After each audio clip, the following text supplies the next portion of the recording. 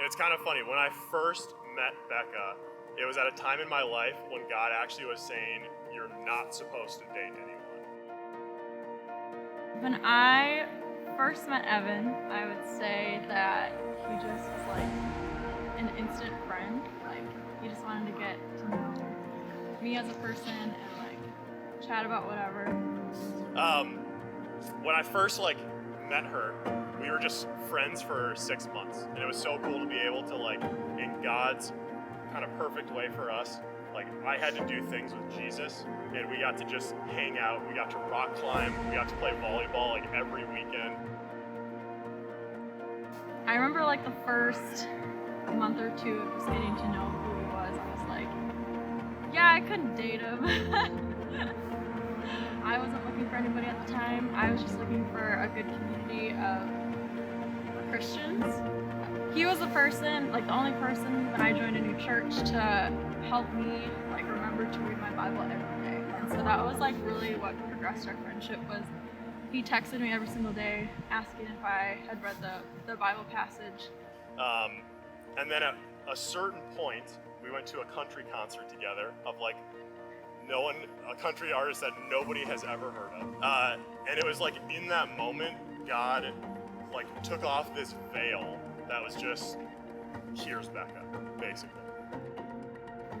We just went to a cafe one day and we met up and we talked for 4 hours about everything in our lives, and I learned a lot about his backstory and who he was before he came to church.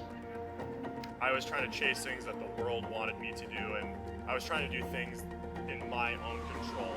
And after all of those things that I had done, I never felt like I even deserved to have someone in my life, let alone how amazing Becca is. What's amazing about her is, when I was watching her just when we were friends, I got to see someone who cared more about human beings than I've ever cared about myself, and learned from that. The craziest part, and I think when I knew that God had it was God's solidification in the fact that we were meant to be with each other, was the day that he asked me to date him. He read off a list of it was everything that he honored about me, and so hearing those things, it was just very special to hear that. And then also the entire time knowing it back in my head that I, the night before, had written a list of things I honored about him.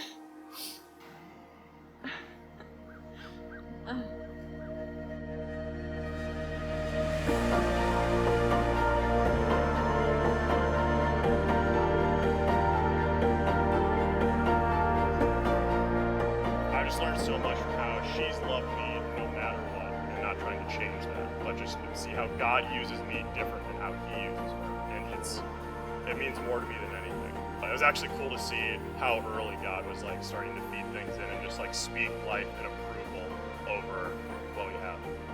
Now we get to do marriage forever, and I'm so freaking excited to get married to my actual best friend, and literally the angel that God has put for me here on this earth.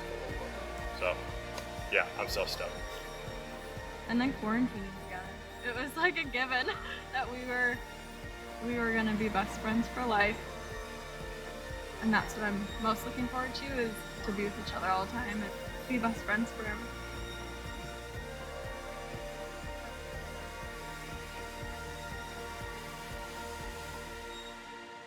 Literally my goal, I said, I want to show you affection always, forever.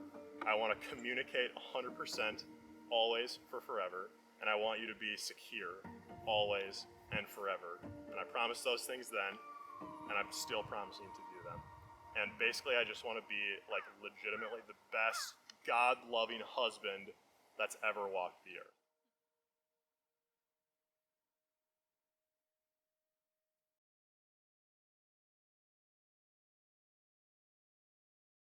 I'm so Good. excited. Well, go ahead. Are you recording? Walk the earth. Hold me to it. Hold me to it. I will do it seriously. And we'll get the whole. It's on video, I'm pretty sure. It is. Yeah. We have Yeah. Helamon's and record. Yeah. You shouldn't have gone first, because now once I start crying, I can't stop. That's great. Should have brought tissues. I'm not planning on like crying this whole time. I think he likes my. Well, okay, this is gonna sound bad, but I think he likes my ring more than I do. I just don't He understand thinks it's. the incident. Pre-engagement. Texting my mom. She was worried the entire engagement that she was going to mess it up. I told her, you're not going to mess it up. One night she ends up texting me back, but in a thread directly with Becca, about asking her dad's permission and the timing that I was going to